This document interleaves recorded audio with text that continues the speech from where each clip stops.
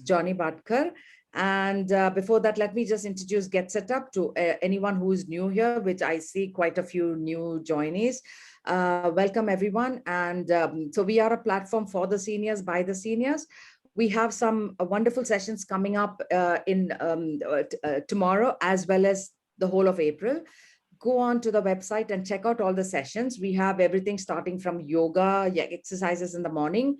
And then we have some dance, music, technology, and we have some wonderful guest sessions also in the evening.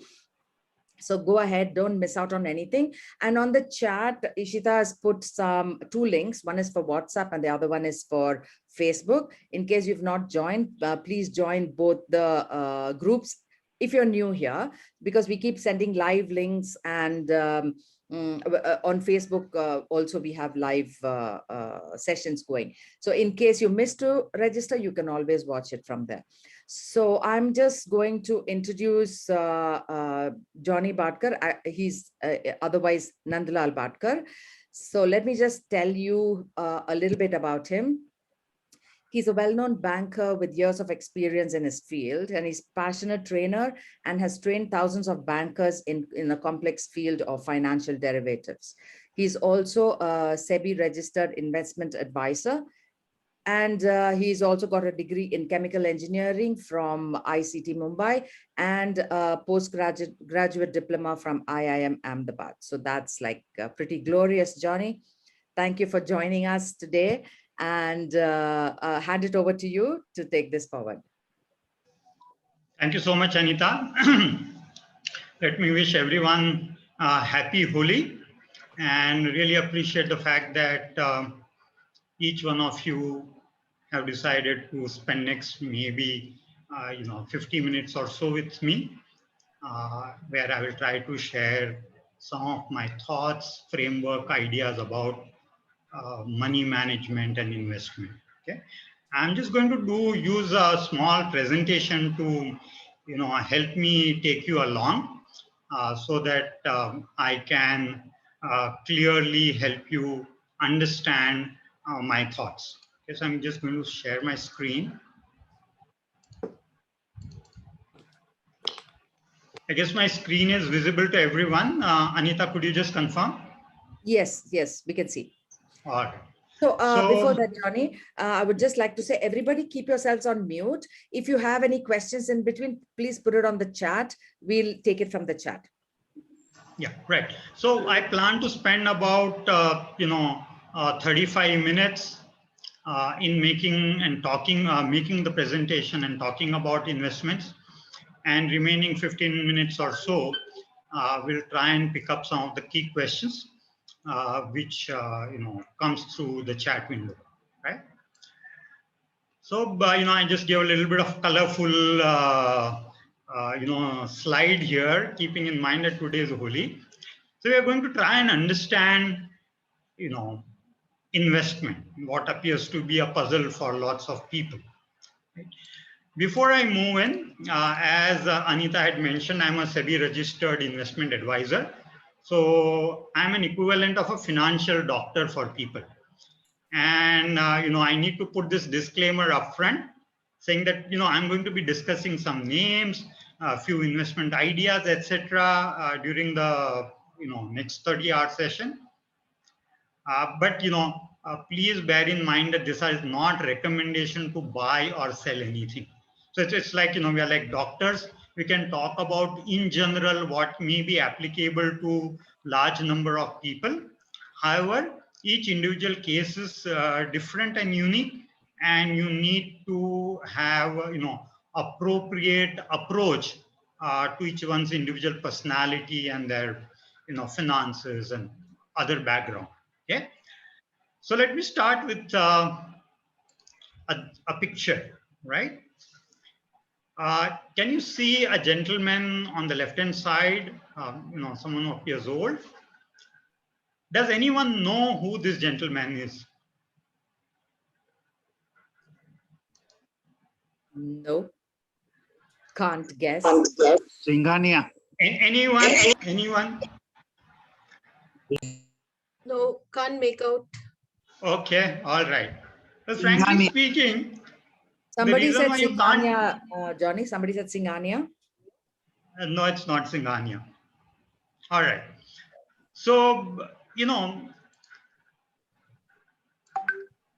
this gentleman, his name is Ronald Singhania. Reed. Yeah. And I'm fairly certain no one has heard of Ronald Reed. Frankly speaking, I had not even seen his picture till today morning. Of course, I know about his case, so I know the name, but I had not seen this picture before, right? So, what is, let me tell you the story about Ronald Reed. So, what is so good about or bad about Ronald Reed that I'm starting my, talk with his example? Well, he died at the age of 92 in 2014. Nothing exceptional, right? A lot of people die. I think someone dying at 92 years is pretty a decent lifespan, I would say. Second thing, he worked as a janitor and a gas station attendant throughout his life. Actually, he was a World War II veteran, and subsequent to that, but semi-skilled, unskilled kind of a laborer.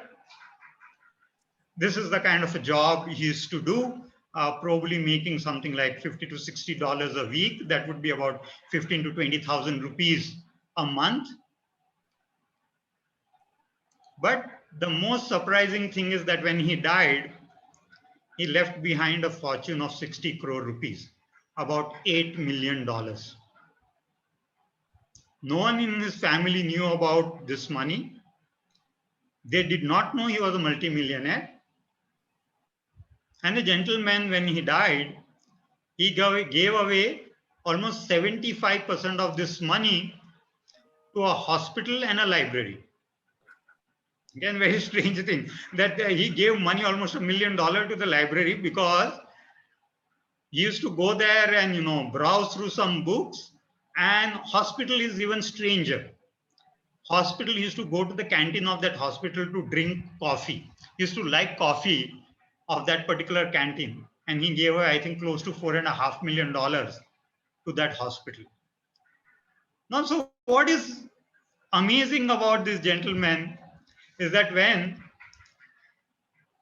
people got to know about his wealth, lots of people try to figure out what was the source of his wealth, right? I think nowadays you get a lot of WhatsApp forwards, and there is a joke which goes around where a guy tells you the whole story about how he struggled. He's a millionaire, and how he struggled throughout the year, and it ends up with saying, my uncle died after that and he left me a fortune of whatever, X million dollars.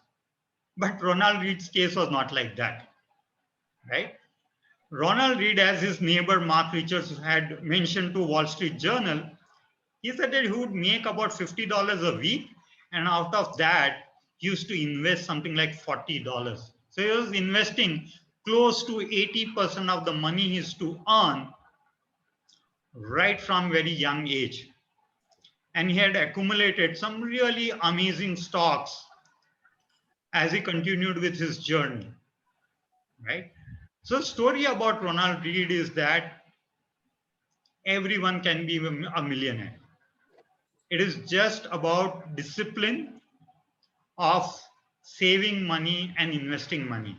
Here I would like to quote, the legendary investor Warren Buffett. He says, don't save what is left after spending. Instead, spend what is left after saving. So, as Warren Buffett puts it, he puts saving ahead of spending. Saving, he gives higher priority than spending. So, the reason why I told you about this story and Ronald Reed, you can, Google this gentleman and read all about his life. But it is an example of how someone who's hardly educated, didn't have a big job, still was able to save and accumulate a surprising amount of wealth during his lifestyle, during his lifespan. Sorry. Right. So now I'm going to ask you a couple of questions. right? The question is this: if you were to invest 1 lakh, say today, for 30 years, so if taking 1 lakh rupees and putting it into an investment which is going to give you 15% per annum return. And this is just a guess, right? So you don't have to do any calculation or any such thing. Don't expect that. How much would be the maturity value? So what I'm saying is that let's say that you are investing 1 lakh rupees in a fixed deposit which gives you 15% per annum for 30 years. There is no interest which you draw during the 30-year period, but you take the entire interest amount at the back end when it matures. What do you think would be the maturity value of this deposit? Any idea?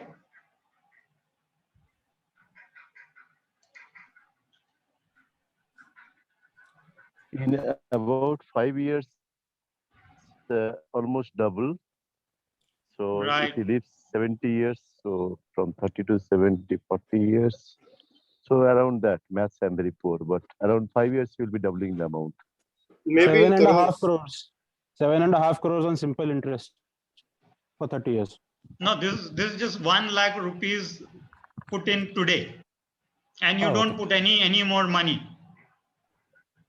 The 1 lakh rupees is invested today, and you just keep it for 30 years. Okay, I won't take much of your time. The value comes to 66 lakhs rupees, right? In 30 years time, it increases by a multiple of 66 at 15% per annum. Of course, we have made an assumption, right? Next question, and this is what we keep hearing about SIP in mutual fund, right? Let's say that you are investing 10,000 rupees per month for next 30 years, every month. What would be the maturity value at the end of 30 years?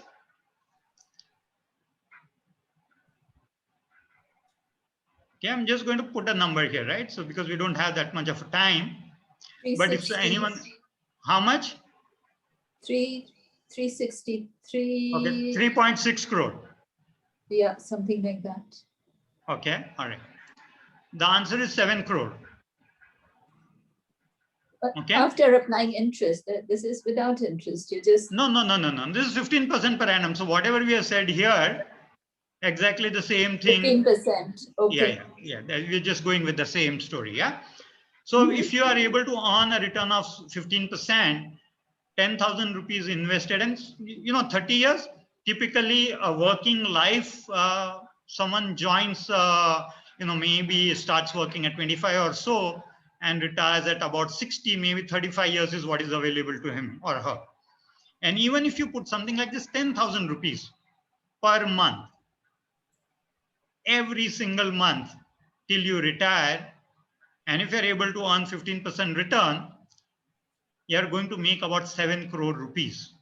Okay. Why did I use 15% return and not 6.5% or 7%, which is the current rate going on in the market of fixed deposit, etc.?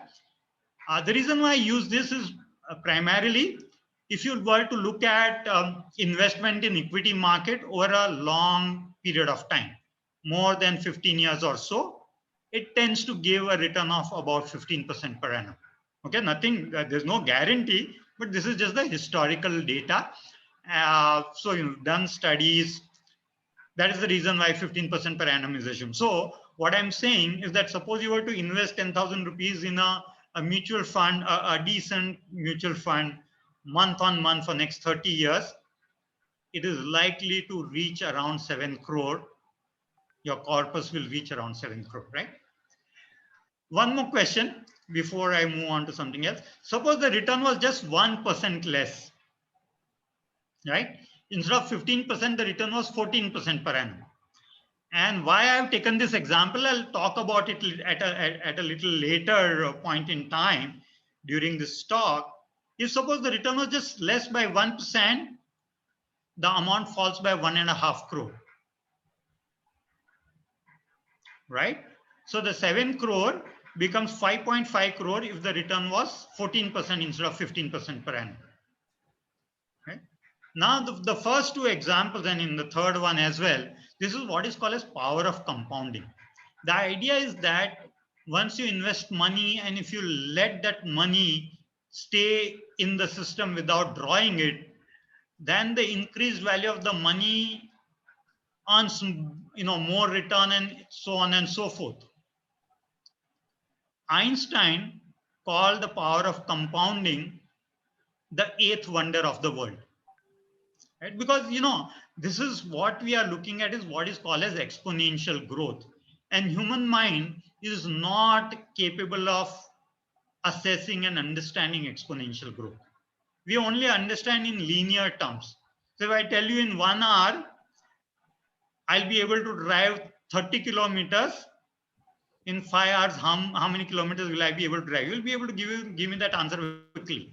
But when it comes to compounding, assuming say I tell you that I'm driving at a 30 kilometers an hour, and every minute I'm accelerating by say 1 kilometer, uh, per second square, and then I ask you to figure out how much would I travel in 5 hours time, you would find it difficult to assess, right? Because our brain is very linear in nature.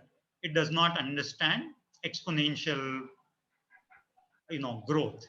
So these are just the example of understanding that if you were to invest and stay inside, onto that investment year after year, it results in a fairly substantial amount of money.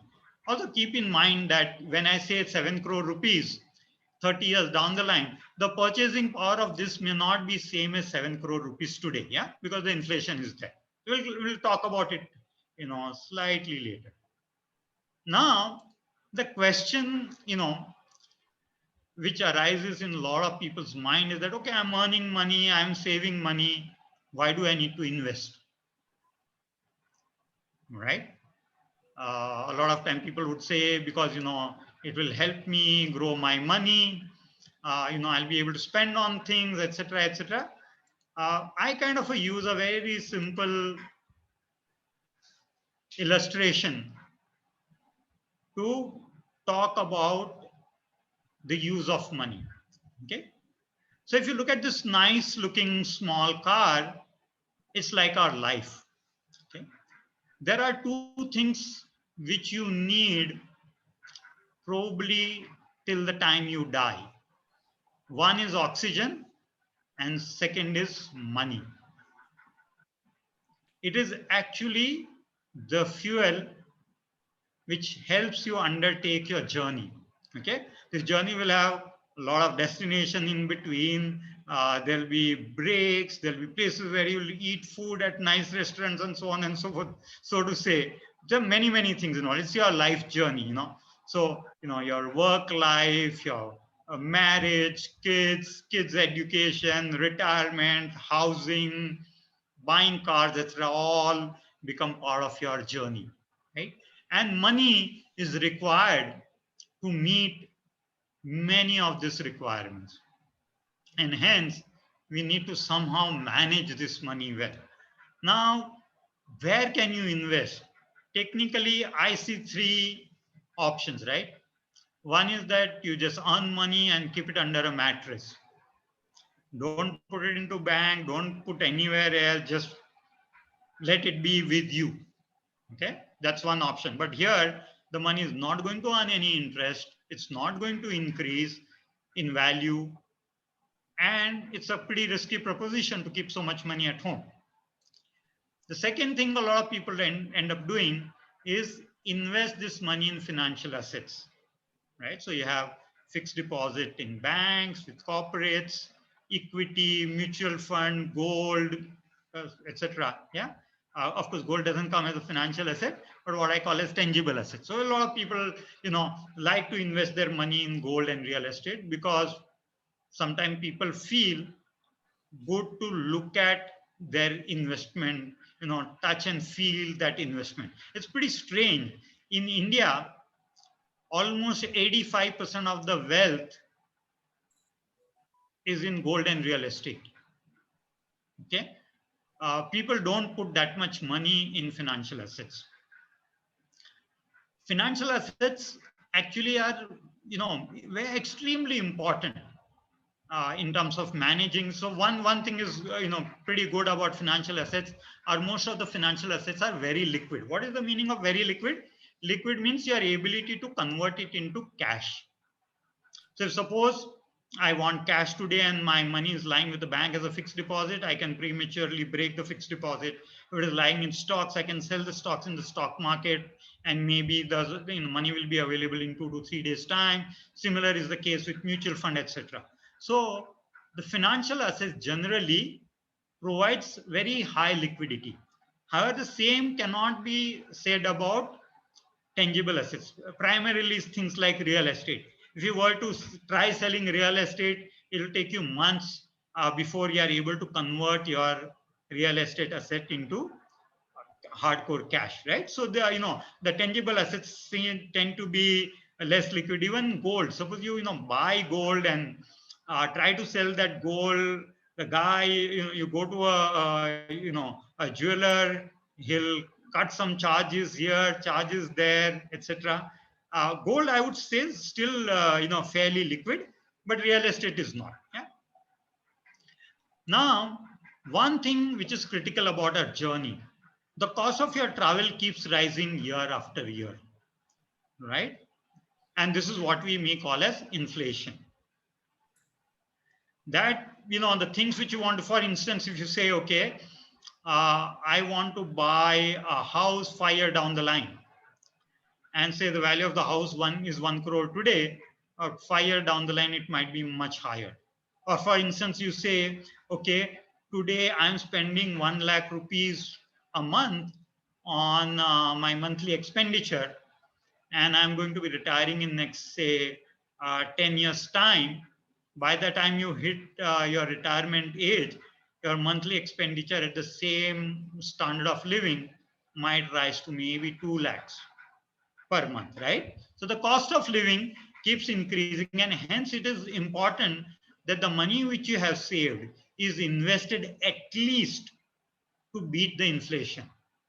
So if your investment is able to beat the inflation, it means that you are not losing the value. Your money, if you are able to generate at least as much return as the inflation rate, then suppose you have 1 crore rupees today in your kitty, and if that 1 crore continues to earn interest which is equal to the rate of inflation, then the purchasing power of your holding will continue to remain 1 crore even after several years have passed, as long as you are able to generate return equal to inflation, right? And usually what we try to do, we try to make a return which is slightly more than inflation, so that it results in the growth in the value of your holding, rather than just keeping it static at the current purchasing price. All right. Now, this simple thing which I want to talk about is called Rule of 72. Okay. So what is Rule of 72?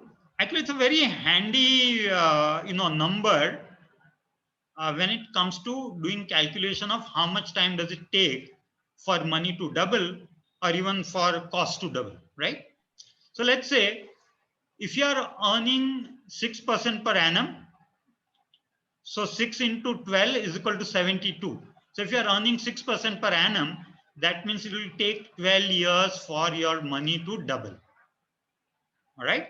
Earlier, we had taken an example of 15% per annum. So 15 5s are 75. And I think one of the gentlemen said that every 5 years it will double. So that kind of follows this rule of 72. So 15 5s are 75, right? So it takes slightly less than 5 years for doubling of the money, right? Suppose your return is 10%. Then it is going to take about 7%, rather 7 years time for the value of your investment to double. The same thing we can apply to, say, your inflation. So if I say inflation rate is 6%, then in 12 years time, your cost of living will double. But if the inflation rate is 10%, then the cost of living will double every 7 years. However, if the inflation rate remains at around, say, 4%, in that case, the doubling will happen every 24 years, right? So this rule of 72 can be used as a very simple thumb rule to work out a general, level of growth in your money. Because I said that linear calculation is easy, exponential is difficult. This rule of 72 allows us to do the exponential calculation. For example, that 1 lakh rupees we talked about, right? So even first year, first 5th year, first 5 year becomes 1 becomes 2. The next becomes, that is 10 year, 2 becomes 4. Then 8, 16, 32 and 64, right? So at the end of 30 years, 1 lakh becomes 64 lakhs at the rate of 15% per annum, because it is doubling every 5 years, right? So that's the way, it's a thumb rule-ish way of doing your calculation very, very quickly without having to resort to any, spreadsheets or calculators, etc. All right. Now let's move forward. Now, there are all kind of investments. So where do you invest, right? And as I said, that life is a journey, and give an example of a car you are driving. So the question is, what kind of driver are you? Are you a very risk-taking driver, like someone who drives Formula One? Or are you a driver, in a second case, an old car which probably runs at 30, 40 kilometers an hour, or maybe something in between, right? So the kind of the places where you should invest your money would depend on what we call as your risk profile. All right. And there are a number of things which defines your risk profile, right? So one is goal type. For instance, if you are saving money for for emergency, where are you going to keep that money? You will not invest that money in stock market, right? Because stock market is volatile. Your money can become half in no time if the market crashes, right? So this kind of money are likely to put it in, a large bank as a fixed deposit.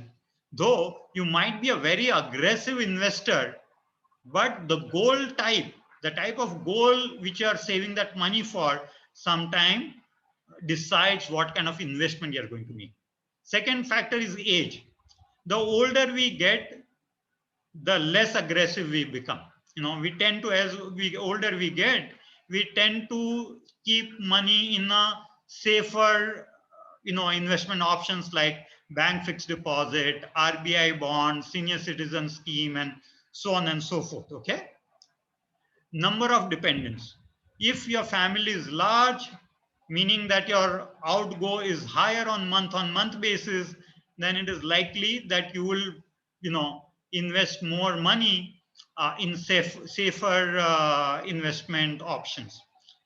Your psychology. Some people may have lots of money, but they don't like to lose any, right? They don't have the ability to take risk. Those kind of people, despite having, and I've seen many, like have money which is in millions of dollars, more than 7 crore, 10 crore kind of a thing, but tend to stay with very, very conservative and safe investment. Amount of money which you have also decides. So for instance, suppose my retirement requirement can be met with, say, 5 crore, but I have 25 crore. In that case, I may want to play around with the remaining 20 crore and might decide to become aggressive with, say, maybe 5 to 10 crore out of the remaining 20 crore and make more aggressive investments, right?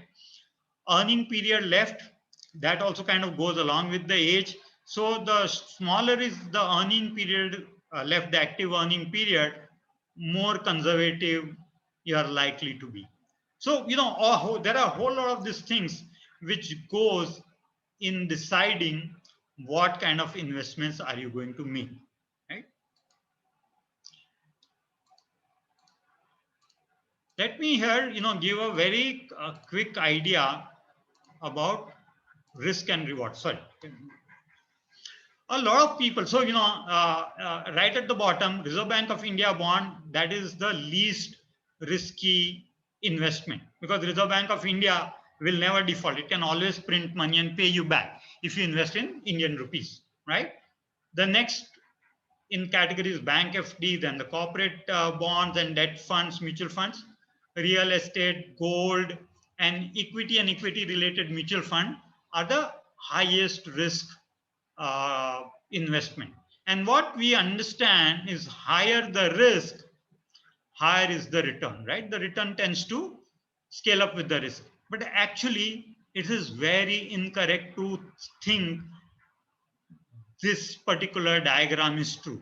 Actually, the diagram which is true is not this. The diagram which is true is this one, right?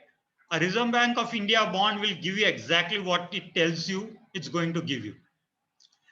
A bank FD depends, right? So if the bank is not so good and if the bank goes down, you could actually lose money. But because banks are so highly regulated by the government, your tendency to lose money on bank deposit, fixed deposit, is very minimal. Yeah. Then comes, debt mutual fund. So when you say high risk, high reward, actually it means, okay, the possibility of the high return is there, but also the possibility of losses are there. It is not that every time you invest in a high risk asset, you are going to make more money. Yeah. At one point in time, everyone used to think that real estate was, you cannot go wrong with real estate, right? 10 years back, I remember everyone, if they had investable money which was good enough to buy a property, would go out in the market and buy property, right? But today, the real estate doesn't work. Okay, people have lost money, right? And equity is the highest risk product. So actually speaking, the way this thing works is that if you make investment in risky assets for a longer period of time on a consistent basis, you tend to end up with higher return. But one shot investment for not so long period of time, there is no guarantee that you will make money. Okay. For all you care, you might end up losing money. Just imagine, you invested money in February 2020. By end of March 2020, market had almost plummeted by 50%. So if you would have put, say, 10 lakhs rupees in the market, it would have become 5 lakhs rupees, right? Now, the thing is that if you do not have the ability to bear the risk, you will exit at losses. So I know of a real example. There's a friend of mine, I think both of us invested in stock market in around 2007. So let's assume that we invested 1 lakh rupees each. In 2009, the market cracked, almost 70% losses. So 1 lakh rupees investment became 30,000 rupees investment, and he bailed out and put it in the fixed deposit. I continued to stay and I exited that investment in 2017 for 13 lakhs rupees, right? So it is about your ability to bear risk and stay in the market. But this is psychological. It has got nothing to do with numbers. It is how you feel inside. Okay, and there are a whole lot of factors which goes in determining what kind of high risk exposure you may be able to sustain. This is one, very few quick examples of the stock investment versus fixed deposit return. So let's say HDFC Bank, one of the best performing stock in the market for years together. If you look at last 5 years, and if you have looked at March 2020, suppose you had invested in a 5-year fixed deposit at 9% per annum in about 2016, that deposit would have outperformed HDFC Bank during this period in March 2020, right? But if it have stayed in, you're making a much better return today. There is a stock called Dixon Technology. It's only there for last 4 years.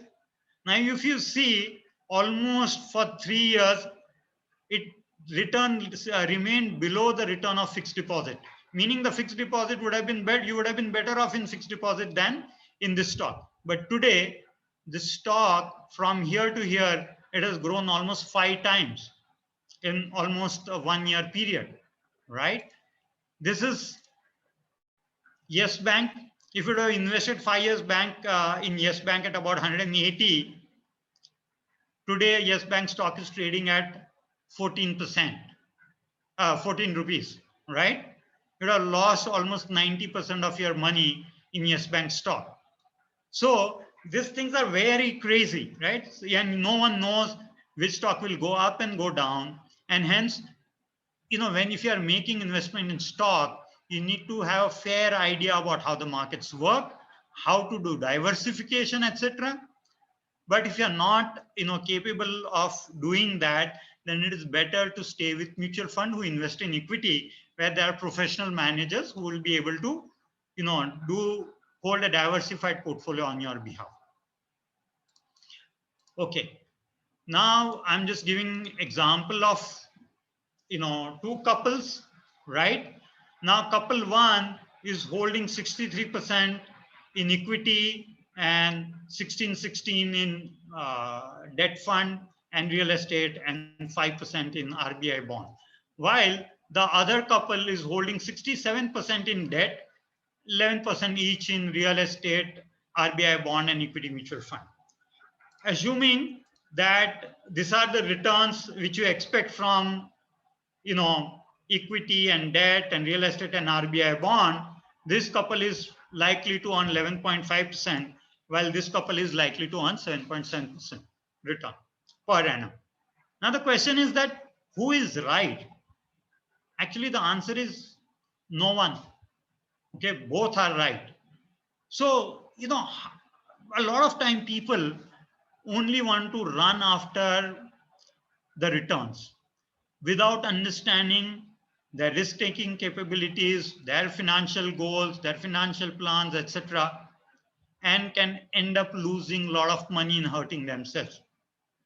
So, the example which I give is that Cheteshwar Pujara makes 5 runs in 10 overs and Hardik Pandya makes 90 runs in 10 overs.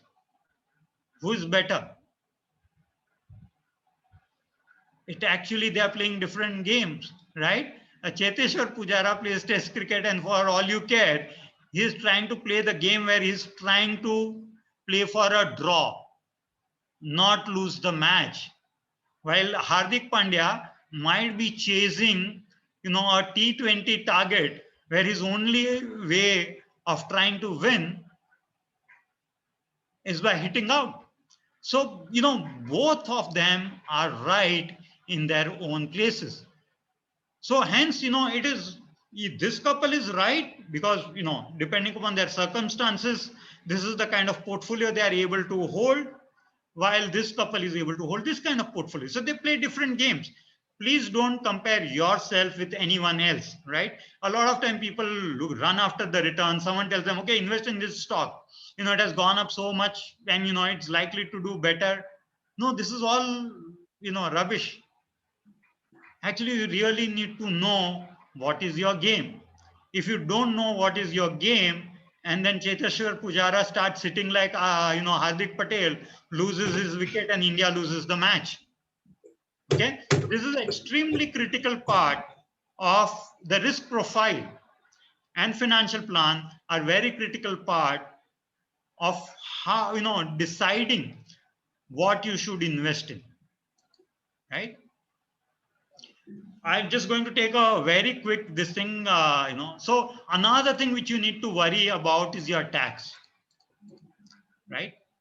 So let's say that, a fixed deposit is earning 6% return. If you put 10 lakhs rupees, it gives you 60,000 per annum interest income. Suppose your tax rate is 30% highest tax bracket, then 18,000 of this 60,000 will go into tax. And what you are left with is only 42,000 rupees or 4.2% return, right? So post-tax return is what is available to you. And hence, tax planning is extremely crucial. I can tell you that if you have retired, you should not be paying more than 10% taxes. And I'm saying that you should be able to plan your taxes in such a manner that you don't pay more than 10% of tax on your earning year after year. And this is all legal, right? So there's nothing illegal about it. It's just that you take advantage of the, provisions which are there in our tax laws. Okay. So, I'm just going to quickly read up this. So up to 50,000 interest from banks are tax-free if you are a senior citizen. ATC, I guess everyone knows, 1.5 lakhs. The best thing is block 4.5 lakhs and invest in, tax saving mutual fund. So it has a lock-in period of 3 years, so you can keep rolling. So 4.5 lakhs rupees, if you keep aside, will ensure that you have this ATC benefit every year. You'll be able to take advantage of that, right? There is National Pension Scheme, which allows 50,000 additional investment, right? This is above this 1.5 lakhs. In your time, you will take a little more time to explain. Okay, I will try. I'll try. Yeah. Tax-free, PPF, EPF, etc. Tax-free returns, fantastic. ATD and ATDD, these are two things which a lot of people are not aware of. If you are a senior citizen couple, up to 1 lakh rupees paid as health insurance premium, you can reduce it from your taxable income. All right. If you have differently abled dependent, then depending upon the severity of the person, 75,000 rupees to 1.25 lakhs per annum can be deducted as various medical, nursing, training, and rehabilitation fees. Of course, this has to be against the actual cost which you incur in managing this person. Then there are, long-term capital gain tax. So bank FD, as you understand, whatever you earn every year, it gets added to your taxable income and gets taxed at your, taxable, your slab, income tax slab rate. So if your earning per annum is more than 10 lakhs, then you end up paying 30%. If it is more than 5 lakhs, you end up paying 20% tax. Debt mutual fund held for longer than 3 years allows, lower taxation at 20% plus something what is called as indexation benefit, which allows us to take care of inflation. Actually, if you combine these two, your tax rate comes down to something like 10% per annum, 10% of your, taxable income generated through debt mutual fund. Bharat Bond Fund, which, Edelweiss had launched about a year back, is a very good substitute for bank FD, right? So I have a 3-year Bharat Bond Fund, 5-year Bharat Bond Fund, 10-year Bharat Bond Fund. You could treat them as a 3-year, 5-year, and 10-year, almost similar to fixed deposit with a huge tax advantage. Bank FDs get taxed at, as I told you, at a marginal slab rate, while this gets effectively, you can reduce your taxation to about 10%. And hence, this is a very good substitute for, fixed deposit. Of course, you got to ensure that Bharat Bond Fund, you hold it till maturity. You don't sell it, right? It's a kind of a mutual fund. Once you invest, you don't sell it till it matures. Then you will have no real major risk. You would be able to get, for a 10-year, even now, I think you get about 6.6% return, right? And that will happen with a 10% tax rate. So how do you proceed? Okay, too many things. I'm happy to share this presentation with Anita, and you can kind of get it from her, because we've got just 15 minutes left. So just let you just browse through this. See, the key part of investment decisions are: what are your financial goals? Then create a plan for financial goals. I know a lot of people say plans are useless. When have you planned something and you have been able to actually go by the plan? Frankly speaking, the answer is almost practically never, right? So why do you plan? Actually, the plans are useless. It's the process of planning which is very useful, right? Even if you plan your journey, say, I live in Pune. Voice so is Pune totally gone. Sorry? Totally silent. No, we can hear you, Johnny. Continue. Okay. So now the voice is coming. All right.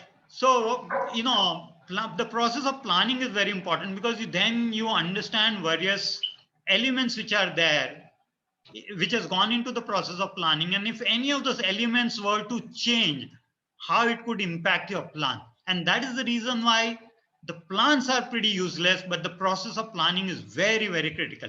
And you need to kind of, if you are not capable of building your own financial plan, you need to,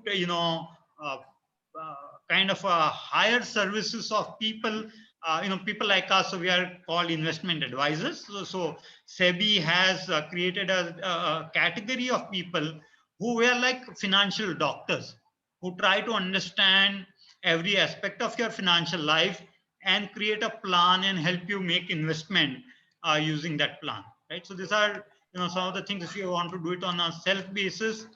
But if you are not comfortable, I think it's a very good idea of hiring a financial advisor. Also, keep in mind that lots of people who come to you as financial advisors are actually not financial advisors. They are mutual fund distributors.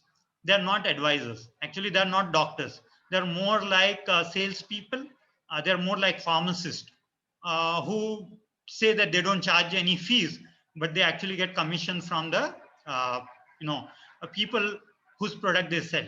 While financial advisor, the independent advisor, or what are called as RIA, registered investment advisor by SEBI, these are like doctors. So we are not allowed to take fees.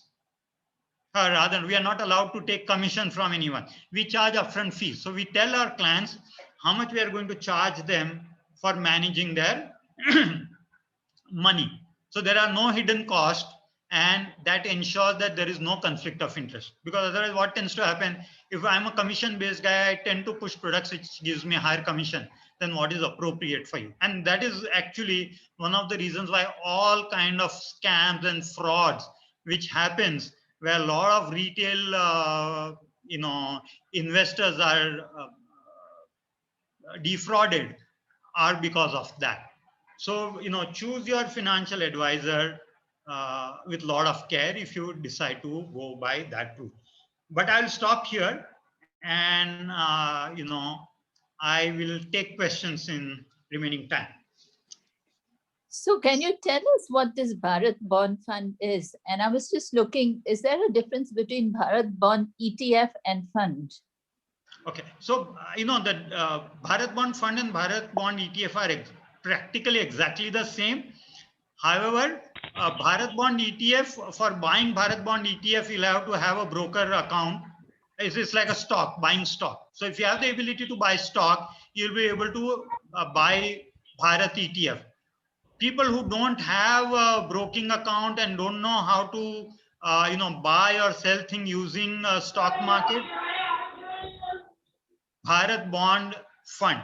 So Bharat Bond Fund will have a slight amount of will have a slightly lower return, because Edelweiss charges fees for doing that. I think it is about 0.3% per annum, if I'm not wrong.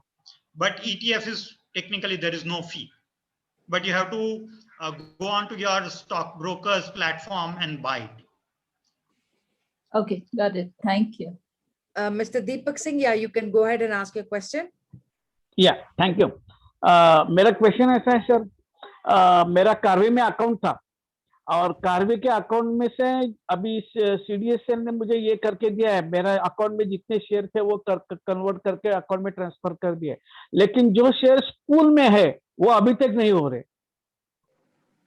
Sir, I think Karvi is a big case of incorrect behavior on part of intermediary. Karvi ने बहुत गलत किया था. Yes sir. So I think SEBI is looking after that, and probably there are many investors like you who have got जिनको तकलीफ हुई है इसकी वजह से. But I'm fairly certain that SEBI will sort it out over a period of time. I'm very hopeful that you will get back your shares which are there in the pool. Okay, thank you. SEBI is working on that. And I must say that SEBI is a very good institution in terms of investor protection. Should I approach to SEBI? Yes, you can approach SEBI. So SEBI has something an online complaint platform called SCORE, SCORE. आप वहां जाके type कर दीजिए, आपका जो भी complain है आप टाइप कर दीजिए, and they will get back to you. They are very efficient. SEBI is very efficient. Thank you, sir. Very much. Thank you. Anyone else? Are there any questions on the chat which I can answer? Yeah, they Okay. just wanted to know where to purchase Bharat Bond Fund. So but Bharat Bond Fund, either you can purchase it from stock market as I earlier mentioned, or otherwise you can go to Edelweiss's site, Edelweiss Mutual Fund. Edelweiss Mutual Fund site, you can go, and it's a small procedure where you have to give your PAN card, etc., PAN and bank account details, etc., and then you will be able to buy it. It's not very difficult. It's not very difficult. So someone who's reasonably financially savvy and technological savvy, so your kids or something like that will be able to help you do that without any problem. Otherwise, if you really have any big problem, Radhika Gupta, the CEO of Edelweiss Mutual Fund, she's on Twitter. Just message on Twitter. Radhika Gupta is the name of the lady who runs Edelweiss Mutual Fund. Please message her on Twitter saying you want to invest. Probably she'll figure out a way to do your hand holding and make the investment. So Nasreen wants to know, where can we find the list of RIAs? Sir, So you can go to SEBI, site. If you do a Google search, SEBI registered investment advisor or RIAs, you'll find them. In the whole of India, I think there are about 1,300 registered investment advisor. Out of that, about 700 work for banks and other financial institutions. I think 500 to 600 are available to you, to gain their services if you desire. So that's a way to access them. Yeah.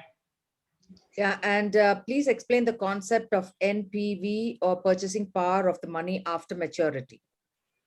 Okay. So what happens is that suppose I have 1 lakh rupees today, and let's say that we have inflation of 7%, right?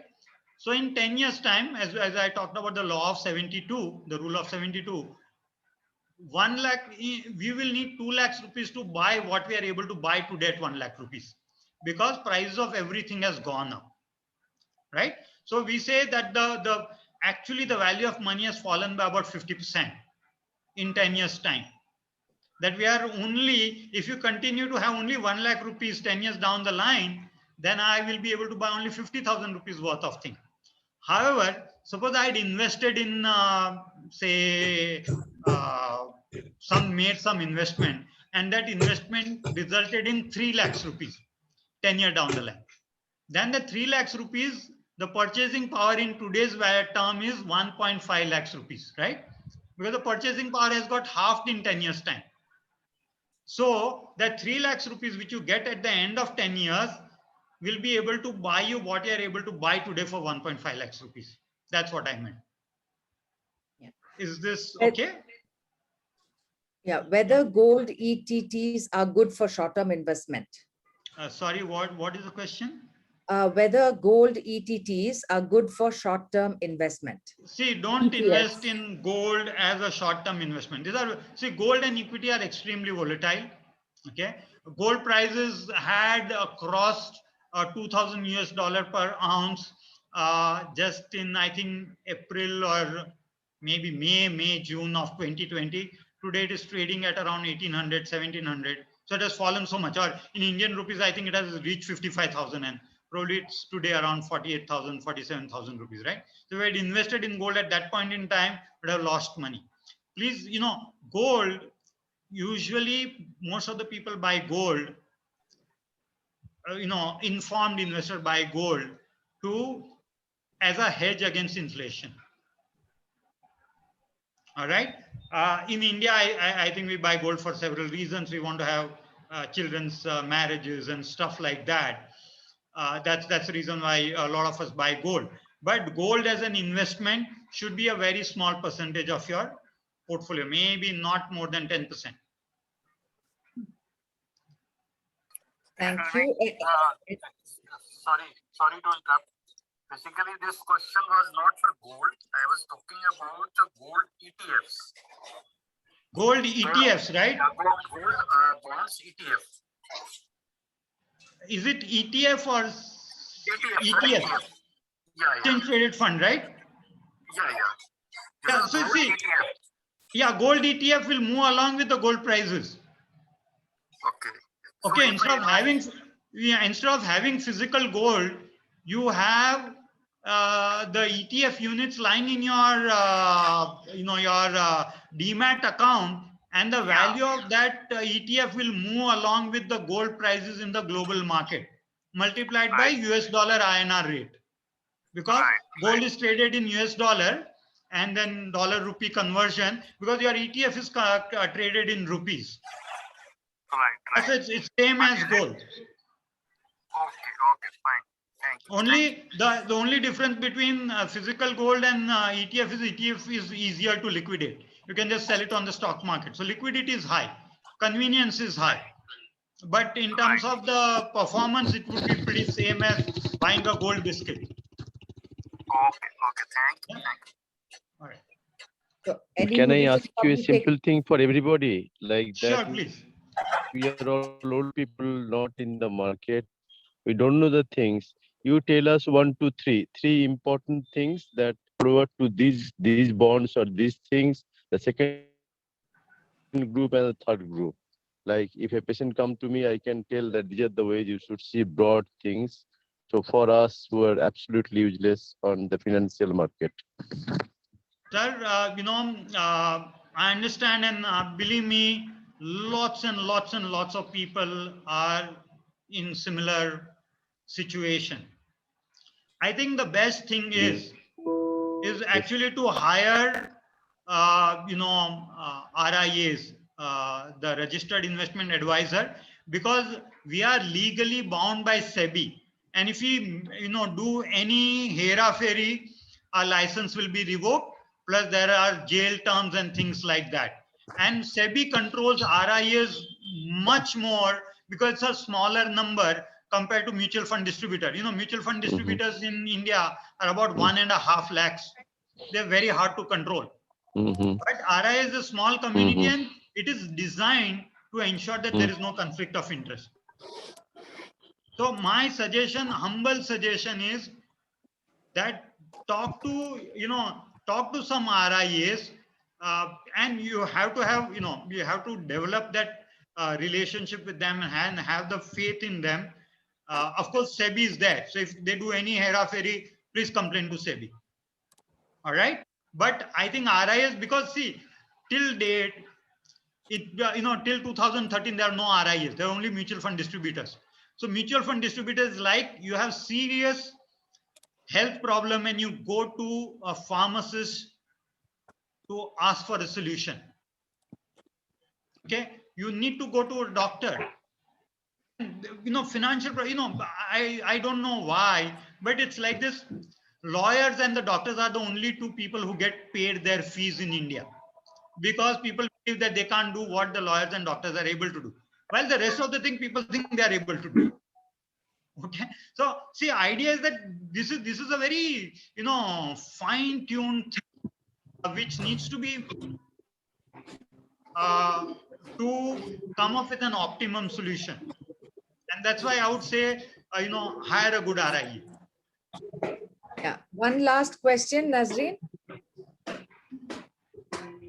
You're on mute, Nazreen. Yeah. What is the Thank you, Anita.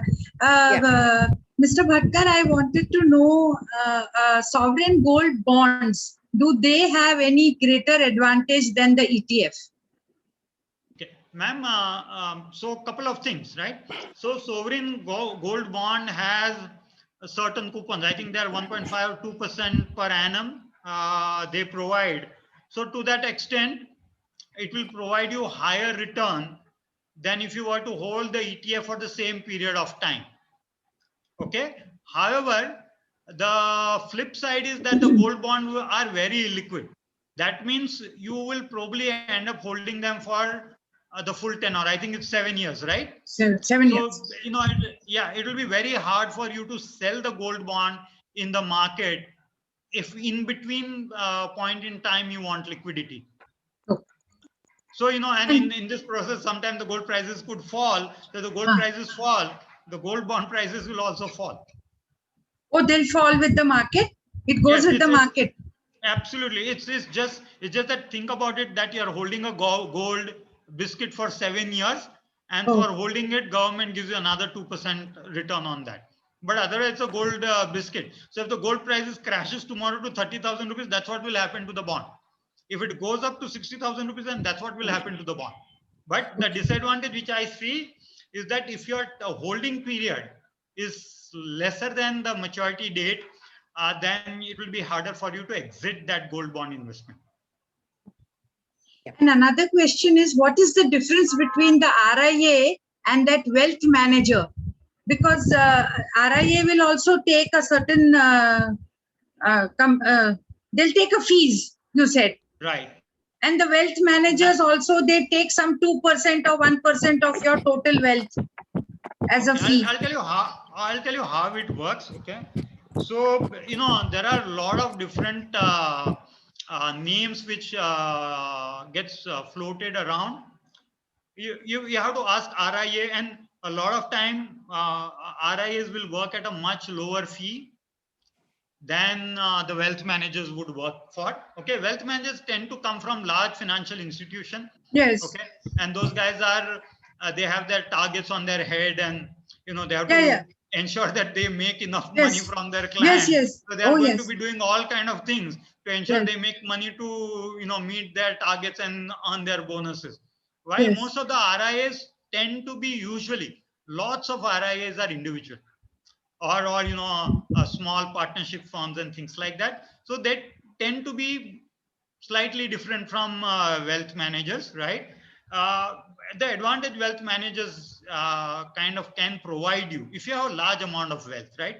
And then I come from the banking industry. We don't look at anything less than 25 crore as big wealth. Okay, below 25 crore. So if you are part of what is called as the private banking setup, then you might get access to some instruments which you may not get access to if you are a small time investor. However, my experience has been that actually you don't need those instruments. Those instruments are far more complex, far more illiquid, less transparent. And the only reason why a lot of wealth managers push them is because they make more money on that. Thank you so much, Johnny. That was you need to have a RIA. You can, look into his eyes and should be able to see the honesty coming out of it. Otherwise, it's not worth it. Yeah. Thank you. So thank you so much, and thank you everybody for joining us today. We hope this was an informative and useful session to all of you. Thank you for taking the time. RIA? Yes, please. Johnny is asking, what is RIA? RIA stands for Registered Investment Advisor. Okay. How do we contact them? You can see, the list of RIAs on the SEBI site. So if you do Google search, SEBI Registered Investment Advisor or SEBI RIA, you'll find the list of people. But try to go to someone who's, in physically closer proximity to you, if it is possible, or someone who you know. Or someone who you know through someone else, right? Don't go to someone who is completely not connected to you. A 1 degree of separation is okay, because see, there are all kind of things, and it's like this. Okay, a lot of people go to chartered accountants, but I know that no chartered accountant will pay attention to your tax planning. Unless you are a very big guy, right? Because that guy is running after corporate guys. So he doesn't have time for you. So similar thing happens that if you, go with someone who's extremely large, he may not value the relationship and may not be able to pay the attention which you need, because it's actually, at least in the initial phase, it's quite you will need to spend a lot of time with your advisor, something like 5-6 hours. It's like, homeopathic doctors. You go to them and they sit down and ask you everything, right? It's like that. So unless until the RIAs understand who you are and what you want, they cannot do the planning for you. If you can suggest someone in Mumbai, you could contact us. I'm in Pune, but we have lots of clients in Mumbai. Okay. But you who's know, I speaking? think I'm not allowed to Yeah. give my name and things like You that. can But get look in for me touch with on. me. Yeah, you can get in touch with Anita and maybe she can help you. Okay. Okay. Thank you so much. Thank you. Thank you, Okay. everyone. Thank you, Good everyone. night. Thank Thank you. for joining us. Very Thank good you. session. Thank you very much. Very simple and very clear. Thank you. Appreciate it. Very informative too. Thank you. Thank you.